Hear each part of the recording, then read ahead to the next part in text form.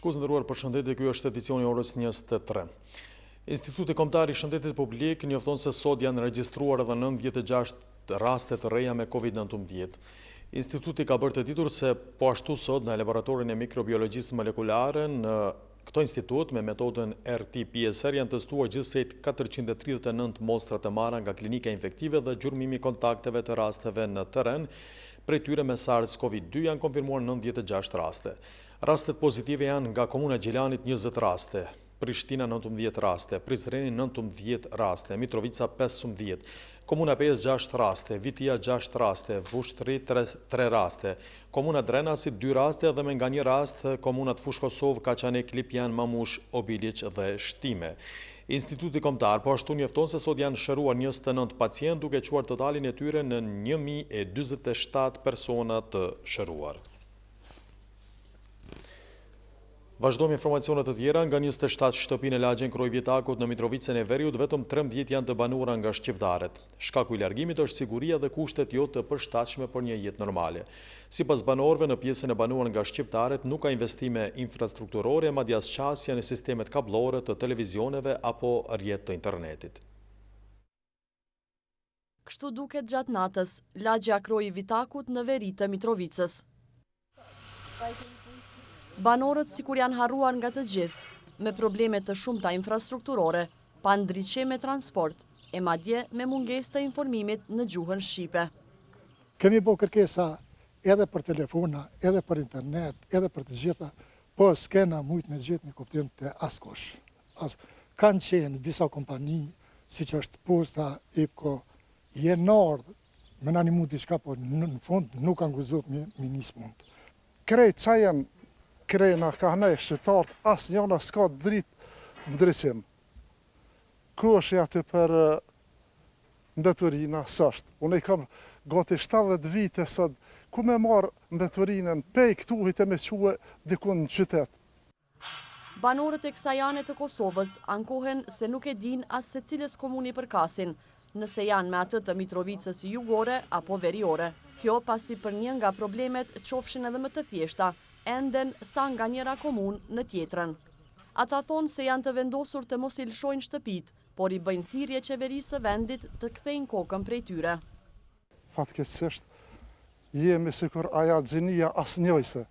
S'dim sikur çurat në mjegull, kupton? As dim me çfarë komune, as dim kujt i drejtohen. Ktheni bre një herë, ktheni menin të këta banorë që në ardhë. Mos të largojnë, mos të përbuzëm prona tona. Jemi kthy për hatën dashta dhe Kosovës, e për veti. Në këtë zonë mungojnë kushtet elementare për të qëndruar.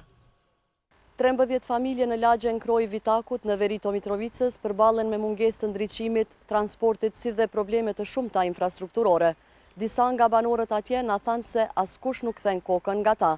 Radio Televizioni Publik i Kosovës ka provuar të kontaktoj me zyrtar komunal, si dhe me shefën e zyrës administrative për Mitrovicën Veriore, Adriana Hoxhić, por një gjë e tillë ka qenë e pamundur. Shumë afër prej familjeve shqiptare janë ato serbe të cilat i gëzojnë të gjitha kushtet për të bërë një jetë normale. E kthimi edhe i 14 familjeve shqiptare në shtëpitë e tyre në këtë lagje, në Veri të Mitrovicës, sipas atyre që aktualisht jetojnë aty, është mjaft i vështirë. E kur flasim për veri të vendit, sot në këtë pjesë të Kosovës pati zgjedhje ku votua për shtetin fqin verior. Në zgjedhjet parlamentare të Serbisë dolen sot edhe qytetarët kosovarë, të cilët kanë edhe pasaport të këtij shteti. Me lejen e qeverisë së Kosovës dhe në organizimin e OSBE-s, qytetarët e këtij komuniteti ushtruan të drejtën e tyre të votës.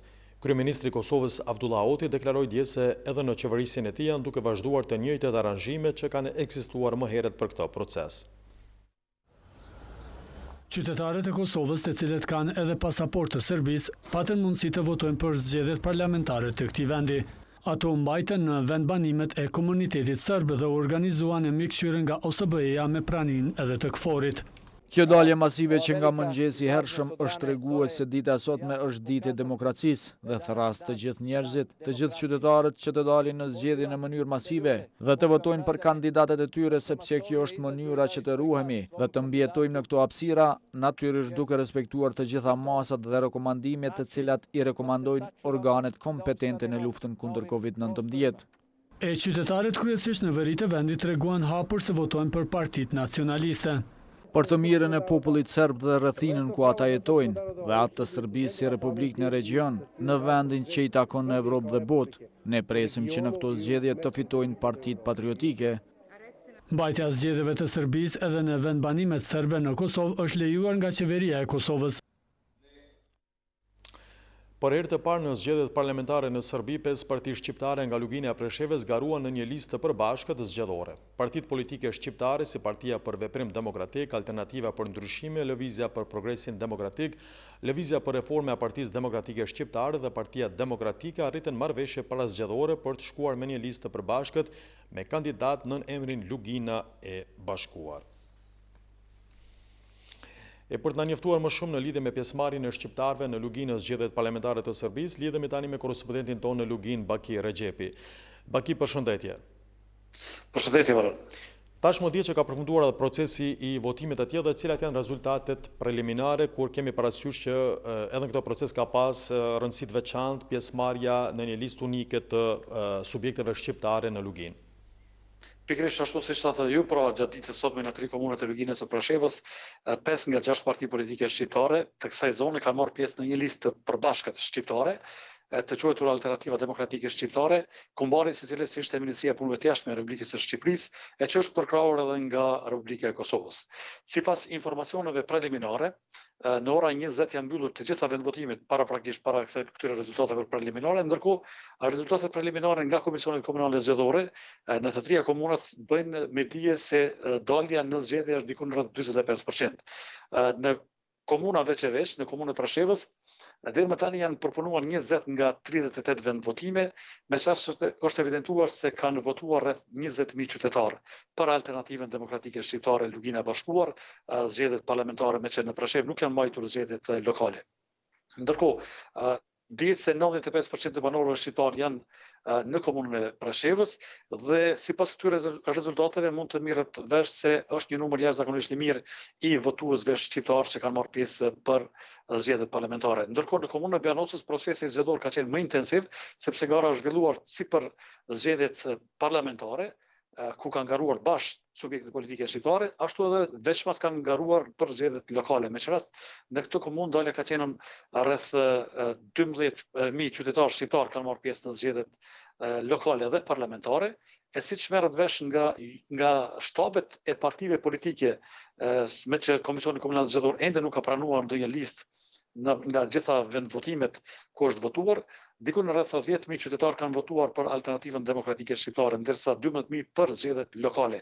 Si duket ka pas një bojkot të shënuar diku në rreth zgjedhjeve parlamentare nga partitë politike shqiptare. Megjithatë, në komunën e Medvegjës, rezultatet preliminare thonë se dalja ka qenë rreth 55%, ka qenë shumë më e vogël dalja në vendbanime shqiptare, si rezultati i shlyerjes nga evidenca e regjistrit civil dhe nga vetë lista votuese e shqiptarëve atje, pjesëmarrja ka qenë jashtëzakonisht e vogël. Marrë në përgjithësi nga rreth 91.500 votues me të drejtë vote pra në Luginë të Preshevës, në të tjera komunat, janë diku në rreth 42.000 qytetarë që kanë marrë pjesë në zgjedhjet parlamentare dhe sipas informatave preliminare, diku rreth 32.000 qytetarë e kanë votuar Alternativën Demokratike Shqiptare, Lugina e Bashkuar, pra listën e vetme zgjedhore apo të përbashkët zgjedhore të partive politike shqiptare për zgjedhjet parlamentare në Serbi. Varësisht nga rezultatet definitive të zgjedhjeve parlamentare në Serbi, sigurisht se do të merret vesh edhe numri i domosdoshëm i votave të siguruara për një deputet dhe mendohet që shqiptarët i kanë siguruar 3, eventualisht 4 deputet në Parlamentin Republikan të Serbisë për herë të parë me iniciativën e Ministrisë së Punëve të Jashtme, respektivisht Qeverisë së Republikës së Shqipërisë dhe të përkrahur edhe nga Republika e Kosovës. Pra, këto rezultate mund të dihen definitivisht 96 orë pas përfundimit të procesit zgjedhor, që i bie deri me 25 qershor. Deri atëherë ne shpresojmë që shqiptarët i kenë siguruar 3, eventualisht 4 deputet në Parlamentin e Serbisë. Do thotë, Baki, ky do të jetë një lajm historik për shqiptarët në Luginë, me sa e dim s'ka pas raste të tjera të veçanta të tilla kur shqiptarët kanë mund të sigurojnë 3 deri në 4 vende në Parlamentin e Serbisë.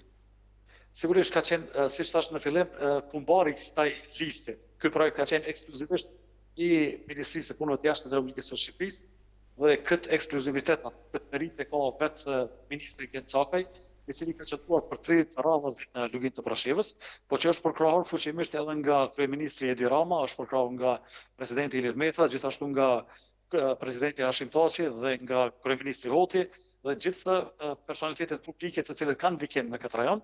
Ka qenë një mobilizim i mirë i shqiptarëve. Unë besoj që këto rezultate preliminare do të jenë edhe definitive dhe ashtu mos të befasojmë për të keq, por të shënojmë një rezultat jashtëzakonisht të mirë për herë të parë në histori shqiptare të marrën pjesë shqiptarët e Luginës së Prashevës me 4 deputet, duke qenë një zë i fuqishëm i përmirësimit të drejtave të tyre, kur dihet se diskriminimi është jashtëzakonisht i madh dhe është një padurueshëm së fundi nga vetë qeveria e Serbisë ndaj shqiptarëve këtu. Varësisht nga kombinatorika e fundit për qeverinë, do të shohim nëse shqiptarët do të mund të ndryshojnë për të mirë të tyre në Parlamentin e Serbisë tash tutje. Kjo nuk kupton Baki që nëse vazhdojmë të jemi kështu koordinuar dhe me një unitet, shqiptarët do të kenë një të ardhme më të sigurt dhe avansim të drejtave të tyre qoftë në Lugin apo dhe në Kosovë dhe Shqipëri. Është informacion i fundit edhe këto të lutem për fund na konfirmosh që 63% nëse nuk gaboj ka fituar partia e presidentit aktuale Aleksandar Vučić. Janë gjithmonë rezultate preliminare, nuk ti tente sigurt nëse është kjo fitore e tij.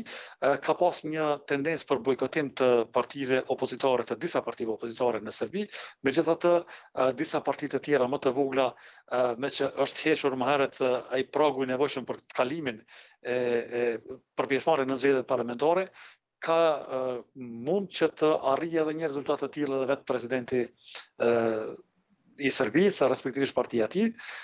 Me rëndësi është që shqiptarët në këto zgjedhje janë përfaqësuar mirë dhe uroj që të zgjidhen gjitha problemet e prolonguara deri më tani, që sigurisht kanë qenë pasojë e bojkoteve të ndryshme të zgjedhjeve. Unë shpresoj që rruga e dialogut dhe rruga e bojkotit, rruga e bashkëpunimit do të jetë ajo e cila do të mund të zgjidhte problemet e shqiptarëve në këtë rajon, duke pas gjithmonë edhe interesimin e qeverisë së Shqipërisë dhe qeverisë së Kosovës, bashkë me ndërkombëtarët do të mund të ndryshohet diçka këtu 20 vite pas luftës apo përpjekjeve për të ndryshuar këtë gjendje të shqiptarëve këtu. Baki, faleminderit shumë për këtë paraqitje dhe gjitha informacione lidhur me këtë proces të zgjedhjeve dhe pjesëmarrjeve të shqiptarëve atje. Shpresojmë që për herë të parë në histori shqiptarët të avansojnë të drejtat e tyre dhe po ashtu të kenë pozita më të larta edhe në institucionet shtetërore të Serbisë. Ne do të vazhdojmë tani me informacione të tjera, lejimi këtyre zgjedhjeve dhe mosmbajtja e zgjedhjeve komunale në Podujeve, Mitrovicë të Veriut kanë nxitur reagimin e ish kryeministrit Albin Kurti. Ai ka thënë se lejimi i zgjedhjeve serbe në Kosovë, ndërsa zgjedhjet lokale në 2 komuna anulohen me muaj për shkak të Covid-19 është e papranueshme. Qytetarët nuk do të qëndrojnë duar kryq përderisa ky president dhe kjo qeveri jo legjitime kërcënojnë demokracinë tonë dhe shkelin sovranitetin e vendit tonë, ka shkruar kryetari i lëvizjes Vetëvendosje në Twitter. Ndërkohë dhe zëdhënësi i Partisë Demokratike të Kosovës Avni Bytyqi ka reaguar ndaj akuzave të deputetit të Vetëvendosjes Artana Brashi se PDK po hesht kundrejt qeverisë Hoti për zgjedhjet parlamentare serbe në Kosovë. Në një postim në Facebook, Bytyqi ka shkruar se qeverisja aktuale është vazhdimësi e qeverisë Kurti, e cila e mbylli kufirin me Shqipërinë dhe hapi kufirin me Serbinë gjatë kohës me pandemi.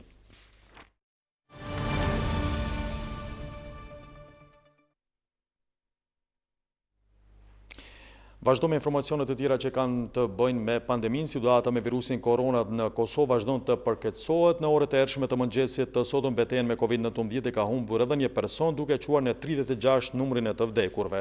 Ndërkohë në klinikën infektive me Covid-19 janë të hospitalizuar 83 pacient, prej tyre 42 janë me oksigjenoterapi, ndërsa 4 të tjerë në gjendje të rëndë.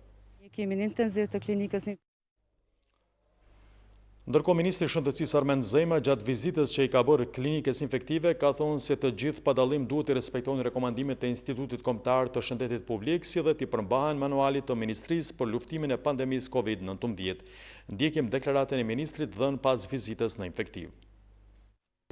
Ne bëjmë thirrje për te asaj që është zyrtare edhe obligative që të respektohet manuali për parandalimin e përhapjes me Covid-19 dhe mbi të gjitha ju takon pikës parë shembullin më i mirë të jetë shembulli institucional. Kështu të gjithë duhet të respektojnë masat, me respektimin e masave do të na lehtësojnë punën neve në rikthimin e normalitet plot. Njëherët edhe këtyne punëtorëve shëmbullor që po bojnë gjithçka për të mbajtur njerëzit në jetë. Shembull institucional ministër Zemaj nëse qytetare është Unë kisha lutur që për këto pyetje të drejtoheni atyne që nuk i respektojnë masat. Unë jam historia asaj që masat të respektohen dhe të zbatohen nga çdo individ, qoftë ai personalitet publik apo edhe privat. Po unë erdha edhe me stafin, domethënë udhëhecë, ta shohim drejt për drejt nevojat e infektive sot që janë.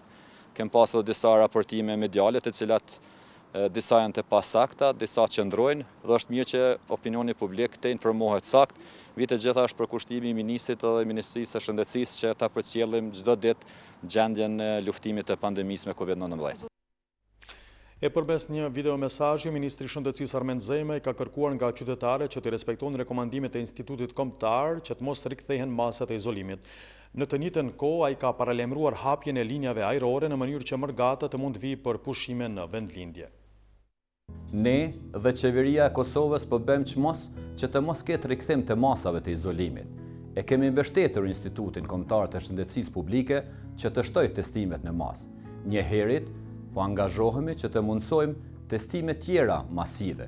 Kjo do të na mundsonte që të kemi nën kontroll situatën pandemike.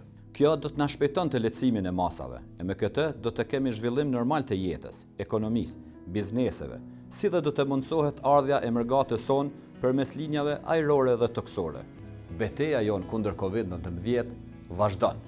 Bashk do ja dalim.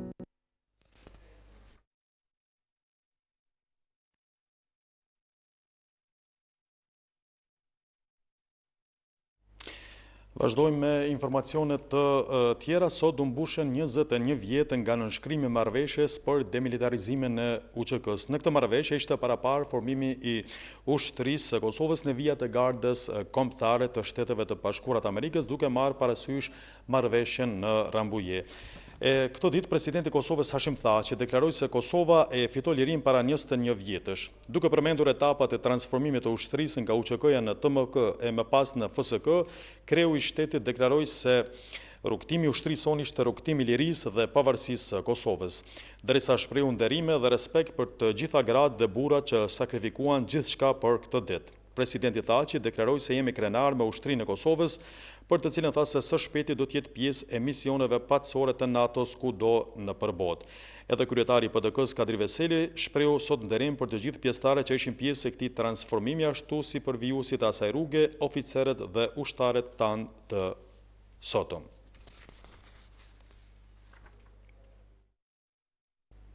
Shku zderuar me këtë informacione dhe përfundojmë këtë edicion të lajmeve. Ju faleminderit që na ndoqët, natën e mirë.